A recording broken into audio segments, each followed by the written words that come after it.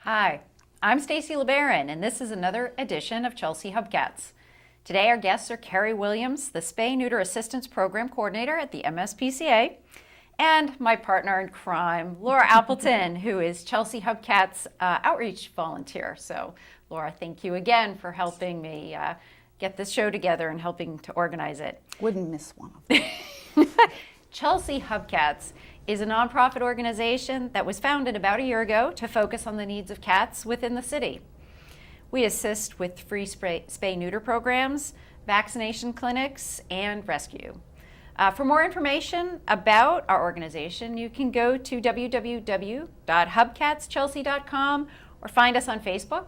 And we ask that you join the team today and make a difference for cats. Our phone number, you could always call. Marianne is happy to chat with you at 857-776-2287. But today's show, we're going to focus on the work of the MSPCA with a very specific focus on spaying and neutering. And so that's what Carrie's going to share with us today. And also about what the MSPCA is doing to help with getting your cat spayed or neutered too. So Carrie, I'd like to welcome you to the show. Thank you for having me. Before we jump right into all the MSPCA and spay neuter and stuff, just to find out a little bit about you and your own background, how did you get involved in animal welfare? So I guess I started at Tufts University, where I received a master's degree in animals and public policy. Oh. From there I moved to the International Fund for Animal Welfare. I did an internship in their companion animals department. And that kind of deepened my interest in overpopulation issues, as well as providing affordable services to people to help with their pets. I've been at the MSPCA for 3 years now, in the Boston shelter as the Spay-Neuter Assistance Program Coordinator. That's great. I didn't realize you had gone on for further studies in animal studies. That's fantastic. What does it mean to be the Spay-Neuter Coordinator at the MSPCA? So I work sort of on two different programs. The first is our statewide Spay-Neuter Certificate Program. We have vets who participate all across the state, and they discount their services 50% for people of low income who apply to our program and are approved. The other focus of the program is we have a spay-neuter clinic at our Boston shelter. So I do outreach for that, which could be like flyering in communities or answering emails and phone calls. I review people's information, applications that they submit, as well as setting up appointments for people and booking animals in for surgery. Is that called the Shallot Clinic? Yep, the Shallot Glacier Clinic. It's right inside our adoption center. Mm-hmm. And that's in Jamaica Plain. Yes, on South Huntington Ave. And are the fees reduced fees? Yep, so our clinic only does spay-neuter services for people of low income. So they do have to apply for the program to demonstrate some sort of financial need. And what's the threshold of low income? We base it off of Public Assistance 1, Okay. as well as for the statewide program, it's kind of a more in-depth look at total household income, how many people are in this household, things like that. Okay. And we do anywhere from $75 to $100 spay and neuters for residents of the Boston area. And then we also have targeted areas that we do, so Dorchester, Mattapan, Roxbury, and now Chelsea. So those are more subsidization, so it's not a $75 or $100. Correct. It's even less, Yes. or if not free. $10 are free. Yeah. Okay. So if someone from Chelsea was interested in getting either their cat or their dog spayed or neutered through our Hubcats program, how would they do that? So they could either give us a call or go online. We've been doing mainly cats through the Boston Spay-Neuter Clinic and dogs up at the clinic in Methuen. So they can either call us or fill out the information online to set up an appointment. And that phone number to call you? It's 617-541-5007. And although our focus is cats at Hubcats, I mean, we care about all animals. And Stacy's mentioned we have dogs that we will address.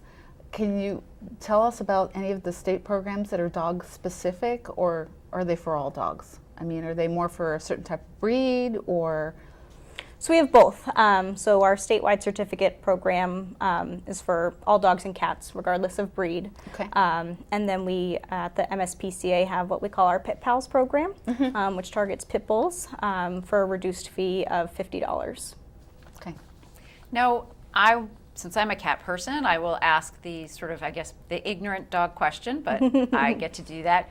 Is, like, what's the issue around pit bulls as well as, what is it, smaller dogs? Like, I mean, what are the breeds that everybody gets all worked up over? So unfortunately, pit bulls, they tend to be the dogs that are surrendered to our shelters the most. Right. And I think starting back in 2010, 2012, we kind of took a step back and said, this is a problem and we need to really address it at its roots, which is when we started targeting the pit bulls specifically with a discounted program. Unfortunately, pit bulls, they also tend to have the longer stays in our shelters, so we really want to try to prevent them from coming in the first place.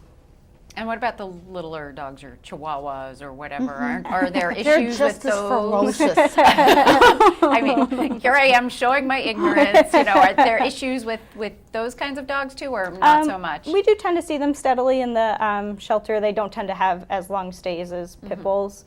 But I think cost is a huge issue for a lot of people when getting their pets spayed and neutered. When you're looking at a full service or a private practice veterinarian, it can get pretty expensive. And if you're struggling to support yourself and your family, it's just not always a priority to get your cat or dog spayed and neutered. And it's regardless of cat or dog, but in the structure, it's easier to neuter a dog than it is to spay a cat. Yes. I mean, cat, dog, either. Neuter surgeries, they tend to take less time than the spay surgeries. Right. Yeah. So that's why they might be priced a little differently. Correct. And Yep. that's why the recovery period is also different because of It's the a more procedure. intensive. Yeah. Yeah.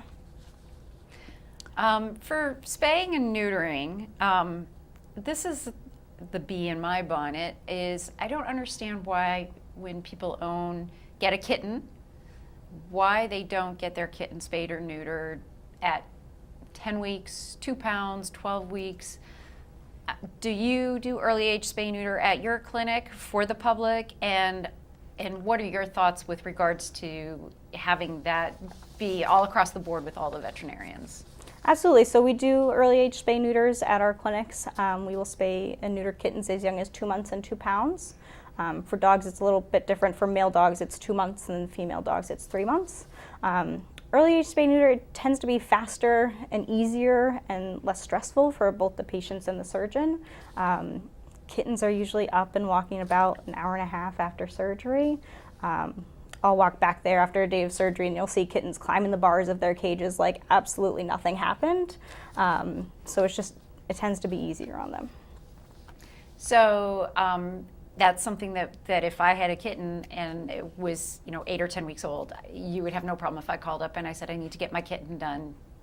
That would be perfectly fine to do. Absolutely. Because it seems like when you call a local veterinarian, you often get pushback and they say you need to wait longer than that.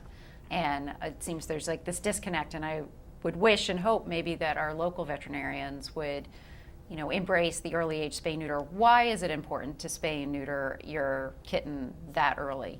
I mean, what happens if you let it go? So one of the great things about especially spaying prior to the first heat is it greatly reduces the chance of females getting certain types of cancer, especially Mary tumors. Spaying in general at any age can help reduce those risks, but if you get females in before their first heat, it's kind of like an extra boost of protection for them. And besides, who wants to live with an animal who's in heat? Exactly. You don't get the Gee. behavioral issues of urine marking or going into heat, trying to stray, roam around to find a mate, anything like that. Oops litter? Oops litters, yep. That's another great thing about getting them done before their first heat is you don't run that risk. When people surrender kittens to the shelter, why do they do that? A lot of times people are overwhelmed. So they've had some oops litters? Yeah, they're overwhelmed and they have too many cats and they've gotten to a certain point where they really can't care for them, so they bring them in. Or it's something where they just never intended to have kittens in the first place, and they bring them to us. And just the, the reality is one female cat who becomes a mom could have 1 kitten or 6 kittens. And then the cycle's every 6 months, and if some of the kittens are females, right? Mm-hmm. So the mom will reproduce potentially, and then the kittens start reproducing, and the next thing you know, you have rabbits everywhere. And moms can go back into heat very quickly after they give birth. So it's kind of like a short window between when they give birth and when they're ready to start again. So if you don't act quickly, this situation could get out of hand fast. Right. Yeah. I'm just wondering if you could share with us a little bit about the behind the scenes of a spay neuter clinic. So if, a cat gets checked in, and I assume you're the person who's often checking those cats in, and then what's the process that cat goes through in surgery? Do they go through different stations, or with the same person through the whole time? Does the veterinarian wear gloves, a mask? What does the scene look like back there? Absolutely. So it's probably different for different clinics. At our clinic, the animal gets checked in. We bring them back into our wards where we set up animals. And that's when the vet starts doing physical exams. They're brought from the wards to a physical exam room with a veterinarian and a technician. They get looked over, their eyes, their teeth, their mouth, body condition, weight, all that type of stuff gets checked out. And from there, they go back into the ward. And then depending on what our schedule looks like, how many cats, how many dogs, things like that we have to do for the day, they'll start choosing animals to sedate for surgery. So they're brought back into the exam room, they're sedated for the surgery, and they're not totally out at this point. It just kind of puts them out so that they can be prepared to go on to the next step. They're brought out to our surgery suite. We have 2 surgery tables in sort of a separate room, and then we also have 3 preparation tables. So they're brought out to the preparation table, which is where they're given the anesthesia that makes them unconscious, so they don't feel anything during the surgery. They're not awake at all. They're prepped for surgery. So for females, that means shaving a decent part of their abdomen and then wiping it down with different solutions to make sure that it's sanitized and free of any germs or hairs or things that could get in while the surgery is actually happening. After they're prepped, they're brought into the surgery suite. Our veterinarians, they wear masks and gloves, and they scrub up before surgery with a special solution to make sure that there's nothing on their hands. They're handed tools, which are all sterile wrapped. So you have to have sort of like a special way of unwrapping all of the tools, which the technician will do for the veterinarian. And after that, they start the surgery. Our vets are really amazing. This is what they do. So a cat neuter can take maybe 5 to 10 minutes. Spays for a cat maybe 15 to 20 minutes, depending on how old they are and things like that. After surgery, sorry, go ahead. No, I was just thinking, just in terms of, I haven't been in any surgical suites when people are getting these procedures done, but it sounds very quick and very efficient, and it sounds like pretty much the same care is taken with the animals that what would be taken if it were a human. Absolutely, yeah. We monitor them while they're under anesthesia. After the surgery, a technician is with them. Or you have like a little clip or something you put on them to make sure that they've got the right heartbeats and they've got the right amount of oxygen. See, there it is, just like people. A little monitor set up, yeah. And then after the surgery, they're with either a volunteer or a technician who basically recovers them while they are extubated. During pre-surgical prep, we put a tube in the throat to make sure that they can breathe. So they stay with them until that tube is ready to come out, and they are put back into their cages or their carriers to wake up on the rest on their own. And then when you send them home, are there any recommendations that the family needs to take as the kitty fully recovers? Yeah, so we definitely let them know that the cat will be out of it, just a little bit loopy for the rest of the day from the anesthesia. So like a dark, quiet room, separate from other animals or young kids that might want to play with them is perfect. We usually send them home with some pain medications that they would give the night of. And In general, they need to keep the pet quiet for 10 to 14 days. Check the incision site daily, make sure they don't see any discharge or anything like that from it. We always give them our number if they have any concerns as well. So just in terms of post-surgery, but pre-surgery, I think isn't it common that, no food after midnight before the day of surgery? It's as simple as that, right? Yep, so they just no food after midnight the night before surgery. We always give the animals a little bit of a snack when they're awake enough, just to help get their metabolism back up and going. And then you can feed them when you get home. We just recommend starting with a small amount, and if that's okay for an hour, then they can eat regularly. You don't have to worry about stitches or anything, right? Nope, so all our sutures are internal and dissolvable, so you don't have to worry about getting those removed or anything like that. So there's that, and then there's glue. They use glue sometimes in there too, right? Or is that like with kittens you use the glue, or is it a combination? It's a combination, so the internal sutures and then skin glue over the top. We also mark all the animals with a small green tattoo next to their incision site. It's just a permanent identifier that they've been fixed.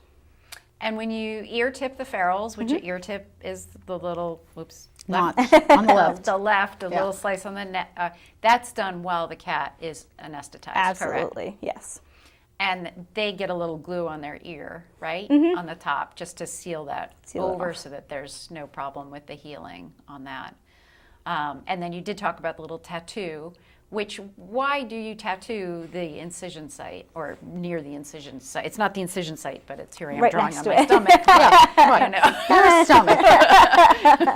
stomach. It's a really useful tool. A lot of times we get animals in the shelter where we don't know their medical backgrounds or their histories, and we don't know if we have to spay them before they go home. So if you shave them and you see that green tattoo, you know that animal's all set. Is that something we just do in Massachusetts, or is that done, throughout the U.S.? Because there are a lot of people that, because of all the schools that we have here, or jobs or other things, people come here with their pets. So if they come from another state, is that something that you would see from New York, for example? I think it's a national trend, but I think it's a newer trend than the ear tipping. Correct. It's been, ear tipping's been around longer than the tattooing, the incision site. I feel like Humane Alliance, which is the national network of high-volume spay-neuter clinics, they were the ones that really became the proponents for The tattoo? the tattoo, to prevent from reopening up a cat that's already been spayed. Well, that sounds like an unnecessary surgery.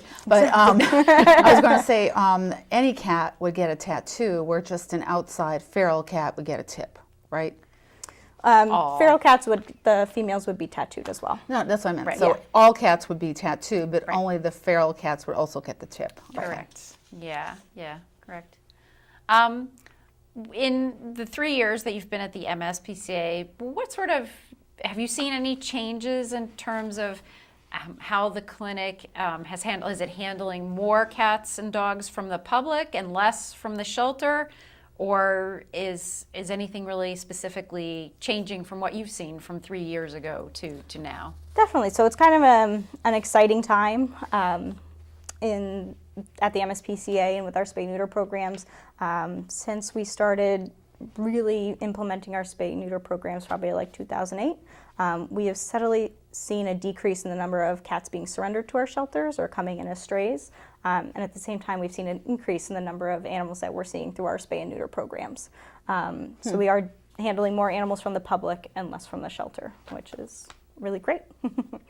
Are there different challenges from your standpoint? Because when you're dealing with the public, you're one-on-one with one animal, where when you're dealing with spaying and neutering from an adoption program, you'll just take 10 cats from the back room, so to speak. So are there challenges, like do people find it hard sometimes to find the transportation to be able to get to the clinic? And are there ways or thoughts or ideas on how people should maybe troubleshoot some of those situations? Sure, yeah, it can be tough for people to get to the clinic, especially if they're from outside of Boston. They don't really, not familiar with public transportation.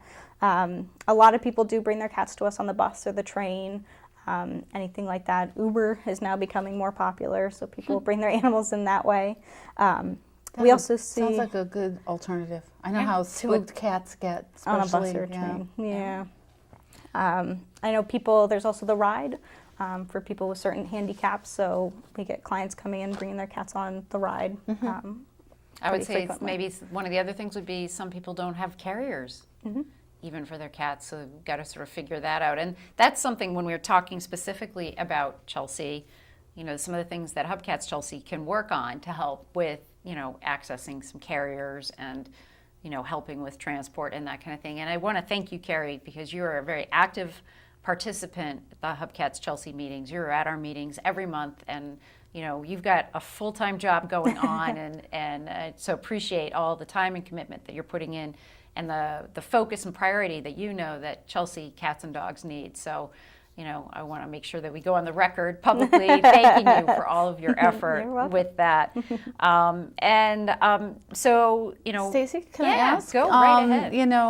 You just brought up the idea of carriers. So if somebody in Chelsea wanted to take advantage of one of these programs and didn't have a carrier, I know there are cardboard carriers as just in a pinch. You get not a cardboard box, by the way, cardboard carriers.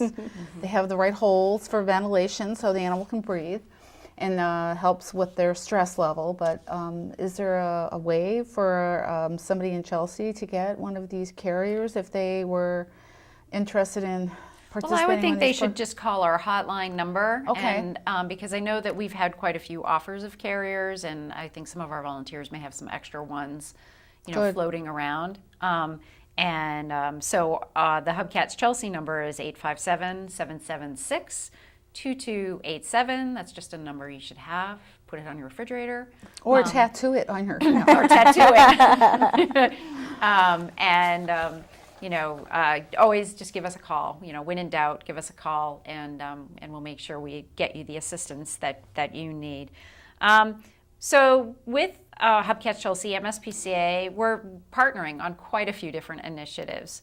One being a vaccination clinic that also provides free microchipping. We had the clinic in June, and we're going to be having one in September. September 24th, 2017. Could you just sort of tell us what happens at one of those clinics? Sure. So we'll be providing free rabies vaccines, distemper vaccines, as well as microchips. Usually what happens is there's a line that forms, and once you're at the front of the line, you come to the registration table. When you're in line, you'll have filled out kind of like an information form just with basic information about you, about your pets, that we can then use to write on your vaccination certificate. So when you're at the registration table, you'll get your vaccinations, the ones that you want written down. You'll get a certificate and tags, and then you'll take that and you'll go with your pet over to our vets are set up with technicians in kind of like tents. So you'll go over to them, you'll get your vaccinations and microchips, whatever your pet may need at that time, and that's it. And the dogs need to be on leashes? Yep, dogs need to be on leashes, cats need to be in carriers. If you don't have a carrier for your cat, stop by, leave your cat in the car or at home, stop by, ask us. We can find you a carrier, get you a carrier that you can then put your cat in and safely transport it to us. Or, as Stacy mentioned, call our Ahead of time. hotline, and then, And we'll definitely work on getting a carrier. Let's talk about microchipping for a quick minute here, too. One important component that we felt when we were asking for this money, for this grant, was including funding for microchipping. We've talked about it a bit in previous shows, but I'd just like to hear your take, sort of, why is microchipping important? Why is it worthwhile for us to have all of our pets microchipped? Sure, microchips are great. It's basically like a permanent identification for your pet. It's just a little chip. It's inserted under the skin between the shoulder blades. It goes in kind of like a vaccine, so there's not a lot of pain associated with it. It's pretty easy to do. and how tiny is it? It's Probably micro. like that. Well, my cat has one, and I know from petting her, I can just ever so feel it. So I just don't even know how big it is, but it's Yeah, some Almost animals you can feel imperceivable. it, but most it just sort of is there. So once that microchip is inserted, though, you have to register that microchip. So the registration is handled right there on site. So all of your information, it's not like I have to go home and put it in my pile of papers and have it sit there For years. for years and forget to fill out the paperwork and send it in. we're all doing this one-stop shopping. Yep, at the basically. MSPCA, we'll register it for you. I know a lot of microchip companies, they have registration fees associated with that, but that's included in our cost. So we'll register it. It takes your name, contact information such as address, phone number, email, and we upload it to Home Again for you, so you don't have to worry about that at all. And Home Again will reach out and they'll ask you to join or become a member or renewing things, but that information stays there forever. I think they may charge you if you need to update or change your information, but I'm not 100% sure on that. But if you do move, that's the one failing of microchipping, is that if you move or your phone number changes, or you are responsible for making sure that Information is current. updated. So say a dog or cat comes to one of these clinics, you scan them, they have a chip, but the information is not current, or it's not viable or whatever. Is there a way for you to update that information using that current chip there, or do you have to re-chip the animal? I mean, how do you handle a situation like that? So if it's an owned animal and they come in with a microchip that the person just hasn't kept up to date, we can usually find out what company it's through. They have a lot of great websites right now, like Microchip Lookup, that'll tell you which company that number belongs to, because they each have kind of different numbers in the beginning, and that person can then just call the company and update the information. So they're responsible for doing it. You're not going to hold their hand through that process. Yes. I feel like there's a lot of hand holding that we all need, myself included. We can with definitely the help piles you of papers. direct you to what Yeah. company the chip is, give you the phone number, as well as the microchip number. I just got a couple calls today about people just asking for their chip numbers because they just wanted to have it for their information. They had lost their records. Right. If I wanted to get my cat scanned, if for some reason I didn't know if my cat had a chip or not, I should ask my veterinarian this if I bring my cat in to the veterinarian, or how would I access a scanner to sort of scan my cat? You could ask your veterinarian. Many veterinarians have scanners. You could also bring it to the MSPCA during our open hours at our adoption center. We'll scan the cat for you. We also offer walk-in microchipping services. So if your cat's already fixed and you don't need to go through the low-cost spay-neuter program, you can just walk into our adoption center. I believe the fee is $25, and that is for the chip and the registration. You can just bring your pet in. We'll do that right there for you. That's cool. Do you do nail trims too? Or you can wait for the next clinic in September. Yes. Yep. But we have to be clear to say it's for Chelsea residents only, because Right. we really are focused on Chelsea right now as our target area. So when we do have these special events, which the next one is on September 24th, 2017, it is for Chelsea residents only. But I definitely recommend contacting the MSPCA if you're from a surrounding town and want to take advantage of some lower cost opportunities. Rabies vaccines. Why should we keep our cats up to date on rabies vaccines? Dogs we're required to, because we have to have a dog license and that kind of thing. So I'll put my dog info to one side. But for cats, quite a few people ask me, why do I need to bother keeping my cat up to date on rabies vaccines? So it is for their health. The reason we don't see a ton of or as many rabies cases as we used to is because we've done such a good job with vaccinating them, and because the vaccine is so effective. It's only effective if people are vaccinating their pets, and especially if your cat goes outdoors. One of the biggest carriers of rabies can be raccoons. So if they get in a fight with a raccoon, they're at a risk for potentially contracting rabies. So having them vaccinated is really important. And the other thing is, if you are current, you get a shot that's good for a year, and then if you bring your cat in before that year is over, you can get a 3-year vaccine, correct? Yep. So then you just don't have to go back as often. Yes. Less stress for your pet. Massachusetts recently updated their rabies laws, so I believe if you have ever had a rabies vaccine and you can show proof of that, if your veterinarian carries the manufacturer that does a 3-year rabies, you can get a 3-year rabies. So it doesn't have to be within a year or a certain time period now. It's just if it's ever had one before. Good. So since you mentioned the state rulings with regards to rabies, I'm going to venture into the territory of rabies quarantine. So if my cat is outdoors and has no proof of a rabies vaccination and gets into a fight or gets some sort of an unknown wound of some kind, what am I going to be faced with? So you're looking at a 4-month quarantine for your cat. And that has to be indoors and away from other animals. And it's a very, very limited number of people who can care for the cat during that time. Why is it so long? They actually reduced it recently from 6 months to 4 months. And that's basically, the risk is that your animal potentially contracted rabies from whatever Does it take attacked that it. long for rabies to present itself? It would. That's based, I think, on the longest period that they've ever seen it go in a cat. I believe the 6 month, and please, I'm not 100% sure on my statistics, but my understanding was the 6 month period was based on a farm animal potential exposure, so it's a much larger animal.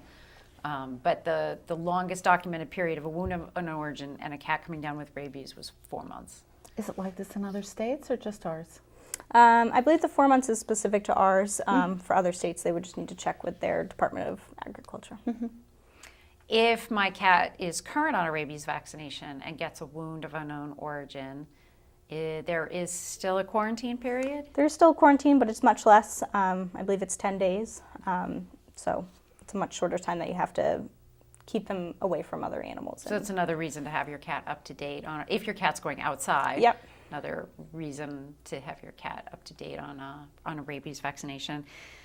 Since we're sort of in the thick of the summer, getting near the end of the summer, let's talk fleas and ticks.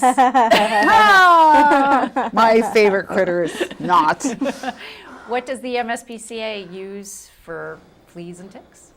So we use a generic version of Frontline for fleas and ticks on our shelter animals, as well as animals that come in through our public spay neuter programs. People don't know, I guess, how easy it is for cats to be exposed to fleas. A lot of times we see it, we'll see a cat with fleas and the owner says, well, my cat doesn't go outside, how is this possible? And a lot of times they come in on mice. So if your cat is potentially exposed to mice, or if it's a good hunter, they could be getting fleas from that way. And ticks? Ticks would be mostly if they're going outside, but there has been a huge amount of ticks this year. I heard that. Yeah. So it's really important to keep pets updated, up to date. And we're not even talking the big ticks, we're talking the little deer ticks. The I mean, little hard I had a ones to cat find. once that used to get them like right around his eyes, the little deer ticks, because we lived right near a marsh in Byfield. Yeah, and it was tick haven. I mean, my 3-year-old son tested positive for Lyme, so it was terrible. Yeah, so it was definitely exposure with a lot of tick stuff. So there's also flea combing, and I mean for checking and preventativeness. If there are folks out there that wanted to explore something that maybe is not so I don't want to say toxic, but I'll say chemically oriented. Are there any alternatives out there, or that you know of, or is it just do your best? We find the most effective products to be the topicals that go on the back of the neck once a month. There's also a new flea collar, Seresto, that's very effective in treating fleas that you can get from your veterinarian. Or the pet store? I'm not sure. They might be in pet stores. I'm not quite sure. The topicals are definitely in pet stores over the counter. You can get those. Right. I have a dog and he has a Seresto collar. What about the internal, the pills? There was Capstar? Capstar, which for ferals, people have recommended using that, putting it in the food for ferals. I know you know the answer to this, but my understanding is that's a pretty quick, effective treatment. Like within 24 hours, if you're not using one of the topicals that provides more of a 30-day program, the Capstar is immediate for adults and doesn't address the eggs. So it's just a question of what the infestation is. You can say more. Yeah, it's a fast-acting flea treatment. Sometimes if we get a cat in that is just totally infested with fleas and something needs to be done immediately, we'll give them Capstar, and then also a topical preventative, so that not only are the live fleas addressed immediately and they start dying off, but then the eggs that are still on the cat are also addressed through the topical. I think I'll close on my questions in this arena just with one other one, because I bring this up because I feel like we're all very concerned about this issue. It's not something that many people see, but when they see it, they have a real, it's really challenging and hard. And Laura's going to cringe when I bring up this because I want to just ask your thoughts about ringworm. Okay. Oh, you're right. And, Such a nasty. and, it's sort of in that skin realm conversation, and I think that it's something that when it hits you, it's a really hard thing, but yet we can survive. I mean, the hard part is remembering that at the end we're going to be okay, but it's a long road. If somebody does run into a situation where their cat does come down with ringworm, I mean, not that you're a veterinarian or anything, but would there be any specific sort of thoughts, recommendations, or anything we can do to prevent that from happening? Yeah, so if your cat has ringworm, you definitely want to take them to get treatment very quickly. Ringworm is zoonotic, so it can be passed from pets to people and people to pets in that same vein. Ringworm is, despite its name, it's not an actual worm. It is a fungal infection. So you would need to treat your cat with medications, as well as a lot of times baths to actually help it go away. I had, as Tracy knows, an episode with ringworm, and we had to go to the pharmacist and get an antifungal. So, and that was really what did it. We needed a systemic You've survived. drug. You're We did. here. You survived. And It's I not the end didn't of the catch world. it. Yes, the best part. So And it is very contagious though with other cats. I mean, Yes. it's hard to even, if you don't know what you've got, and then that cat is socializing with other cats, then it can be pretty hairy. one sort of another final question. From your recommendation at the MSPCA, if someone called about a free roaming cat in their backyard, what would your recommendations be about how they should help that cat? So we definitely try to get a little bit more information to try to determine if this is a feral cat that's unsocial with people and is doing fine living outside, whether it might be a stray-friendly cat that could potentially be rehomed, or if it's a lost pet. So we just kind of talk with them, try to find out as much information as possible. We do provide low-cost trap-neuter return services at our spay-neuter clinics. So if you have a feral cat in your community that you want to help, give us a call to set up an appointment. Cats, they come in feral cat traps, and they go sort of through the same process as the other animals, where they are sedated for surgery. They go through surgery and then they recover with us. We do recommend releasing them next morning preferably, but with some cases it's okay to release them the same day.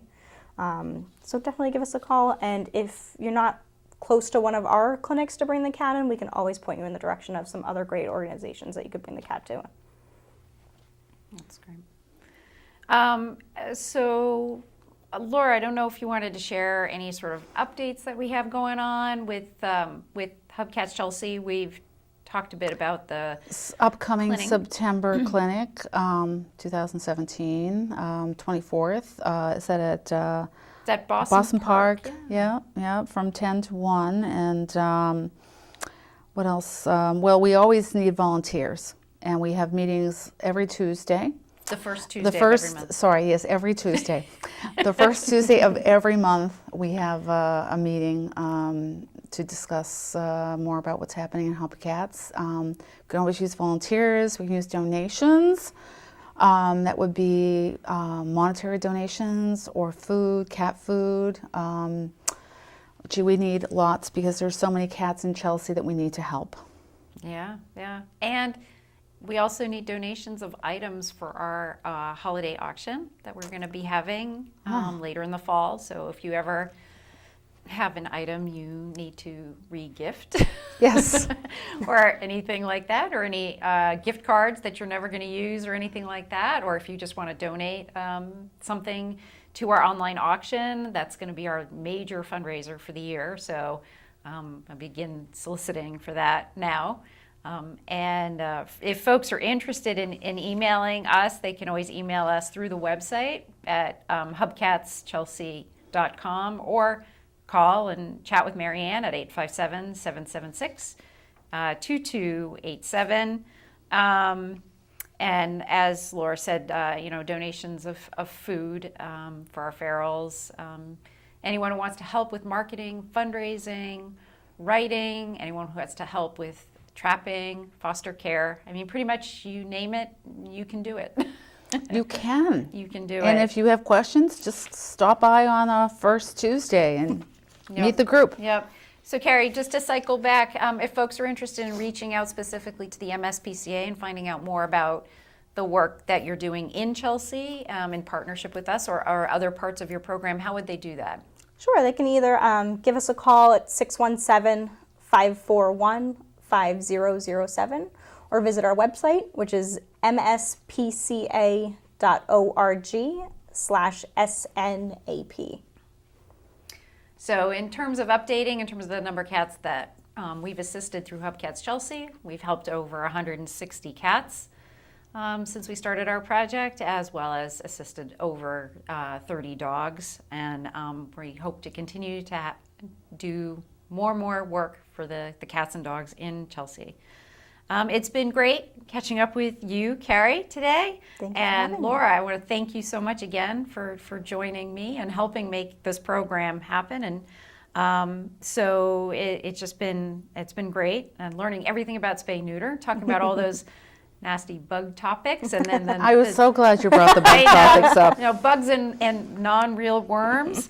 And just a reminder to everybody to find out more about Hubcats Chelsea. Always go to our website at hubcatschelsea.com, and the phone number again, for probably my fourth time, and I promise will be the last, 857-776-2287. Check us out on Facebook, and we're also on Twitter if you wanted to know that. Thank you again for tuning in. We'll see you next time. And remember that no cat will be left behind in Chelsea.